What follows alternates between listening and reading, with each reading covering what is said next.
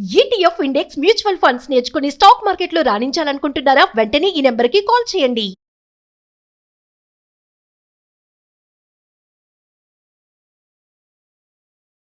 నమస్తే, welcome back to Suman TV. Present మనతో పాటు ఉన్నారు స్టాక్ మార్కెట్ అనలిస్ట్ సుందరామరెడ్డి గారు. నమస్తే సార్. నమస్తే. సార్, కొద్ది రోజులుగా చూసుకుంటే మార్కెట్ అంతా కూడా చాలా ఫాలింగ్ లోనే ఉంది, అంటే పడిపోతుంది. కాబట్టి ఈ టైంలో ఎస్ఐపిస్ కానీ ఇంకా వివిధ రంగాల సంబంధించిన సెక్టార్సే కానీ ఏవేవి రిటర్న్స్ తక్కువ ఉన్నాయి, లాస్ పరంగా ఏమేమి వచ్చాయి అంటే? నో, అలా అని చెప్పలేము మనం. 1 వీక్ 1 మంత్కి 2 ఇయర్స్ అని కాదు. కానీ బట్ ఓవరాల్గా ఇండియన్ స్టాక్ మార్కెట్ గ్రోత్ అయితే కన్సిస్టెన్సీగా పెరుగుతూనే ఉందండి. అంటే పర్టికులర్గా బిఫోర్ కోవిడ్, ఆఫ్టర్ కోవిడ్ ఇలా రెండుగా డివైడ్ చేసుకోవచ్చు. అంటే బిఫోర్ కోవిడ్ అయితే ఇండియాలో ఉన్న మొత్తం ట్రేడింగ్ అకౌంట్లు అనేది డిమాట్ అకౌంట్లు ఉంది 4 కోట్లేనండి కోవిడ్ కన్నా ముందు. బట్ ఇప్పుడు మనం చూసుకుంటే ఆల్మోస్ట్ 18 crores దాకా వచ్చేసింది అకౌంట్స్. 4 to 18 అంటే గ్రోత్ చూసుకోండి ఆల్మోస్ట్ 5x అనుకోవాలి 6 yearsలోనే. అండ్ అలాగనే మ్యూచువల్ ఫండ్ అకౌంట్లు కూడా అప్పట్లో మ్యూచువల్ ఫండ్ అకౌంట్ మొత్తం సైజ్ ఉండేది ఆల్మోస్ట్ 30 lakhs crore అండి. అండ్ ఇప్పుడు లైవ్లో ఉంది ఆల్మోస్ట్ 80 lakhs crore. అంటే 80 లక్షల కోట్లు public assets mutual fund maintain చేస్తున్నారు. ఇవి బాగా పెరుగుతున్నాయి. తర్వాత ఎస్ఐపి కూడా మంత్లీ లేదు, 8,000 కోట్లు వచ్చాయి అప్పట్లో కోవిడ్కి ముందు 8,000 కోట్లే. ఇప్పుడు మంత్లీ వస్తుంది ఆల్మోస్ట్ 28,000 కోట్లు వస్తున్నాయండి. 28,000 crores వస్తున్నాయి. Okay. And even option market contracts కూడా అప్పట్లో రోజుకి 2 కోట్లు రన్ అవుతుంటే ఇప్పుడు ఆల్మోస్ట్ 80 కోట్ల కాంట్రాక్ట్స్ ట్రేడ్ అవుతున్నాయి. అందుకని మార్కెట్ బాగా పెరుగుతుంది. అందుకని 1 month 1 year గురించి నేను మాట్లాడతలేదు. Indian capital market structural growth continue అవుతూనే ఉందన్నమాట ఆఫ్టర్ కోవిడ్ కాడ నుంచి. And hope it's going to continue. ఎందుకంటే ఇండియన్ పాపులేషన్ ఆల్మోస్ట్ 146 crore దాకా ఉంది. అండ్ ఇప్పుడిప్పుడే ఫైనాన్షియల్ లిటరసీ బాగా పెరుగుతుంది. అందరికీ ఈ ప్యాసివ్ ఇన్కమ్ మీద అంటే ఎస్డబ్ల్యూ మీద అవగాహన వచ్చేసింది. అందుకని వాళ్ళు ఫార్మలైజేషన్ అంటారు. అన్ని ఇండస్ట్రీస్ మొత్తం ఫార్మలైజేషన్ జరుగుతుంది. అలాగనే మార్కెట్లో కూడా జరుగుతుంది అనమాట. అందుకని ఇండియాలో ఇప్పుడు ప్రస్తుతానికి ఫైనాన్స్ అంతా డిజిటల్గా మూవ్ అవుతుంది. కాబట్టి రియల్ ఎస్టేట్ నుంచి ఫిజికల్ గోల్డ్ నుంచి ఎంతకంత మార్కెట్ మూవ్ అయ్యే ఛాన్స్ ఎక్కువ ఉంది. మనం ఎలా రేపట్లో గోల్డ్ ఇన్వెస్ట్మెంట్ చేయమని చెప్తున్నాం, బట్ ఫిజికల్గా అంటారు ఎవరు, ఈటీఎఫ్ ఫార్మేట్లో అంటున్నారు. అది స్టాక్ మార్కెట్లోనే కదా. అట్లా ఈవెన్ ట్రెడిషనల్ అసెట్స్ కూడా అంటే స్టాక్ మార్కెట్లోనే ఇన్వెస్ట్ చేయడానికి వస్తున్నారు అనమాట. కాబట్టి ఇది పెరగడం తప్ప తగ్గడాలు ఏముండదు పెద్దగా. అందుకని ఇండియన్ స్టాక్ మార్కెట్ గ్రోత్ పెరుగుతూనే ఉంటుంది రాను రాను. టెంపరీగా మేబీ అకౌంట్లో అప్ అండ్ డౌన్ అవి ఉండొచ్చు. అకౌంట్లో ఒక 5-6 లక్షలు తగ్గడం పెరగడం ఇలాంటివి ఉండొచ్చు. బట్ లాంగ్ టర్మ్ పాయింట్ పెరగడం తప్ప తగ్గడాలు ఉండవు. మరి ఎప్పుడు పెరుగుతూ ఉంటుంది మార్కెట్ అని చెప్తున్నారు కదా సార్. కానీ చాలా మందికి ఉన్నటువంటి అపోహ ఏంటంటే స్టాక్ మార్కెట్ అంటే ఇట్స్ గ్యాంబ్లింగ్, దాంట్లో లాసే తప్ప గెయిన్ ఏమి ఉండదు, అది దూరం ఉండాలి దానికి అని చెప్పేసి కొంతమంది ఇంకా అలా ఉన్నారు. నేనంటుంది మీరు మాట్లాడుతుంది ఎగ్జాక్ట్లీ ఏ ప్రోడక్ట్ గురించి మాట్లాడుతున్నారు. స్టాక్ మార్కెట్ మొత్తం అనకూడదు. అన్ఎంప్లాయీస్ ఎక్కువ అవుతున్నారు అనే బదులు ఏ సెక్టర్స్ లో అన్ఎంప్లాయీస్ ఎక్కువ అవుతున్నారు అంటే కరెక్ట్గా ఉంటుందేమో. ఆ ప్రాబ్లం కరెక్ట్ ఫోకస్ చేస్తున్నట్లు లెక్క అవుద్ది. అన్ని చోట్ల కాదు కదా, కొన్ని చోట్ల ఉంది అది. అలాగే స్టాక్ మార్కెట్లో కూడా చాలా రకాల ప్రొడక్ట్స్ ఉంటాయి, అండ్ ఫీచర్స్ ఉంటాయి, ఆప్షన్స్ ఉంటాయి. వాటిని హెడ్జింగ్ కోసం వాడితే వెరీ గుడ్ ప్రొడక్ట్స్, అవి ఎక్సలెంట్ ప్రొడక్ట్స్. అవి హెడ్జింగ్ కోసం వాడితే, ఎక్స్ట్రా ఇన్కమ్ కోసం వాడినా మంచి ప్రొడక్ట్స్ అవి. నువ్వు స్పెక్యులేషన్ కోసం వాడేవనుకో చాలా డేంజర్ అది. ఇప్పుడు చెప్పండి, ఆ ప్రొడక్ట్స్ గుడ్ అనాలా బ్యాడ్ ఉండాలంటే స్పెక్యులేషన్ వాడితే అవి బ్యాడ్ ప్రొడక్ట్సే. అదే హెడ్జింగ్ కోసం వాడితే one of the best products అవి.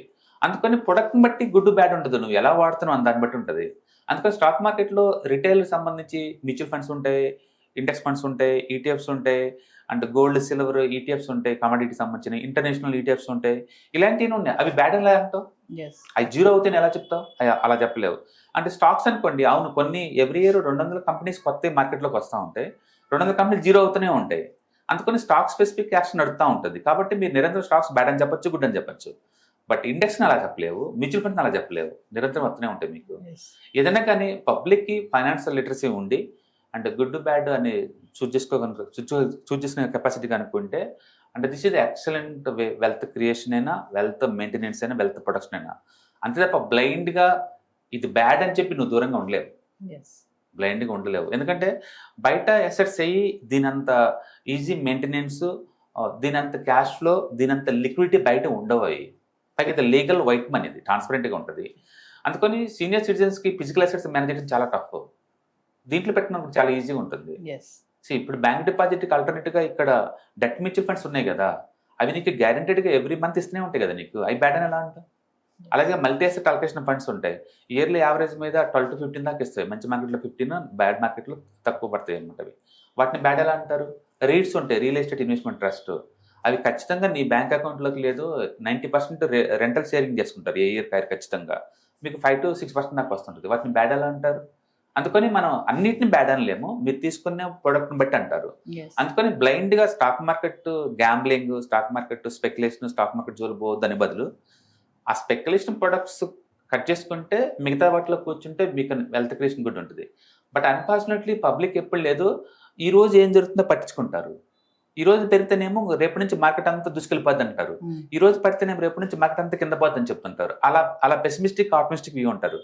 ఎమోషన్స్ కాదండి, స్ట్రాటజీ కావాలి లాంగ్ టర్మ్ పాయింట్ ఆఫ్ లో. అంటే ఖచ్చితంగా మూవ్ అవుతుంది. ఎందుకంటే ప్రతి ఇన్సిడెంట్ జరిగినప్పుడల్లా అందులో కొన్ని సెక్టర్స్ బెనిఫిట్ పొందుతూ ఉంటాయి. ఫర్ ఎగ్జాంపుల్ ఇప్పుడు క్రూడ్ నుంచి ఎఫెక్ట్ బీనేని కదా, కొన్ని సెక్టర్స్కి అది బెనిఫిట్ అవుతుంది. కొన్ని సెక్టర్స్కి రూపీ వీక్ అవుతుంది అనుకోండి, కొన్ని సెక్టర్స్ బెనిఫిట్ అవుతుంది. డాలర్ వీక్ అవుతుంది అనుకోండి, కొన్ని సెక్టర్స్ బెనిఫిట్ అవుతుంది. ప్రతి ఇన్సిడెంట్ అప్పుడు కొన్ని సెక్టర్స్ ఖచ్చితంగా బెనిఫిట్ ముందే ఉంటాయి. మీరు పోర్ట్ఫోలియో దాన్ని మూవ్ చేసే కెపాసిటీ మీకు ఉండాలి. లేదు అనుకుంటే మ్యూచువల్ ఫండ్ చూసుకుంటే వాళ్ళు చూసుకుంటారు కదా. అందుకని మనం ఆపర్చునిటీస్ నిరంతరం క్రియేట్ అవుతూనే ఉంటాయి మార్కెట్లో. ఫైనాన్స్ లిటరసీ పెంచుకుంటూ పోవడం ఒక్కటే మీరు చేయాల్సింది. అది పెంచడం ద్వారా రిస్క్ తగ్గించుకోవచ్చు అనమాట. అంతేగాని బ్లైండ్గా దూరంగా ఉండే బదులు and better to expert help తీసుకొని మీరు ఎంటర్ అవడం బెటర్. లేదా మీ ఓన్గా కావాలంటే మ్యూచువల్ ఫండ్తో బిగింగ్ చేసుకొని నాలెడ్జ్ పెంచుకుంటూ స్టాక్స్ మూవ్ అవ్వచ్చు అనమాట. అందుకని గ్యాంబ్లింగ్ అనేది ఎప్పటి నుంచో ఉంది ఆ పేరు. But end of the day 80 లక్షల కోట్లు పబ్లిక్ మనీ మేనేజ్ చేస్తుంది అంటే నువ్వు గ్యాంబ్లింగ్ అనలేవు కదా. And national pension scheme government scheme అండి, అందులో ఇండియన్ ఎంప్లాయీస్ అందరి మనీ దాంట్లో ఉంది. వాళ్ళు కూడా స్టాక్ మార్కెట్లో ఇన్వెస్ట్ చేస్తారు. అంటే ఈవెన్ ప్రొవిడెంట్ ఫండ్స్ కూడా ఇప్పుడు ఈ మధ్య 10% దాంట్లో స్టాక్ మార్కెట్లో పెట్టే ఛాన్స్ ఇచ్చారు. నిజంగా గ్యాంబ్లింగ్ అనుకుంటే వాళ్ళు ఇవ్వరు కదా. అందుకని రిలయన్స్ స్టాక్స్ కొంటే గ్యాంబ్లింగ్ ఎలా అవుతుంది చెప్పండి. అంటే మన బిహేవియర్ వల్ల గ్యాంబ్లింగ్ అవుతుంది తప్ప ఇన్వెస్ట్ చేయడం గ్యాంబ్లింగ్ ఏం కాదు. బట్ మీరంతా కరెక్ట్. మెజారిటీ పీపుల్ ఏంటంటే షార్ట్ టర్మ్ మనీ కోసం ఏదో స్పెక్యులేటివ్ థింక్ చేస్తున్నారు అండ్ లాస్ అవుతున్నారు. సో ఫైనల్గా మిమ్మల్ని అడిగితే కనుక స్టాక్ మార్కెట్లో వచ్చిన వాళ్ళు సక్సెస్ఫుల్ ఎక్కువ ఉన్నారా, ఫెయిల్యూర్స్ ఎక్కువ ఉన్నారా అంటే? అది డిపెండింగ్ అపాన్ ఇండివిజువాలిటీ అండి. నీ బిహేవియర్ని తీసుకొచ్చి మార్కెట్లో పెట్టేస్తే అది రిజల్ట్ కాదు. అది మార్కెట్ ఎప్పుడు సుప్రీం, అది నిరంతరం ఉంటుంది. సో ఒక 4 years తర్వాత మార్కెట్ ఎక్కడ ఉంటుందంటే ఖచ్చితంగా పైకే పోద్ది. ఎందుకంటే ఇండియన్ ఎకానమీ పెరుగుతుంది కదా. ఈవెన్ మార్చి మంత్లో GST కలెక్షన్స్ 2 లక్షల కోట్లు అండి. డబ్బు లేకపోతే ఎవరు ఖర్చు పెడితే గవర్నమెంట్కి ఆ డబ్బు అంత వస్తుంది. కాబట్టి ఎకానమిక్ గ్రోత్ ఇండియాలో ఉంది. ఎక్స్టర్నల్ స్టాక్స్ ఇలా వచ్చినప్పుడు టెంపరీగా పాస్ అయి ఉండొచ్చు. But long term point of లో still we're going to move upside ఉంది. కాబట్టి మీరు లాంగ్ టర్మ్ విజన్ తీసుకుంటే కనుక one of the best asset class ఇక్కడ. సో మీ అసెట్లు మేనేజ్ చేయాలన్నా, క్రియేట్ చేయాలన్నా, మెయింటైన్ చేయాలన్నా అంటే స్టాక్ మార్కెట్లో బాగుంటాయి.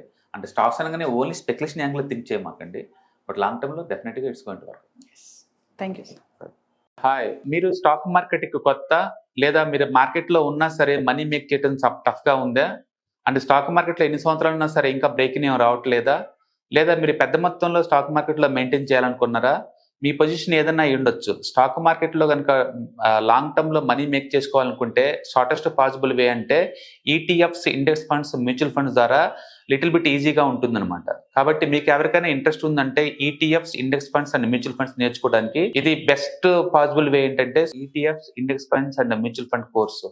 ఇది ఎవ్రీ మంత్ వీకెండ్స్ లో సాటర్డే, సండే, మండే ఇలా 3 రోజుల్లో daily 2 hours totally 6 hours program ద్వారా నేర్పడుతుంది.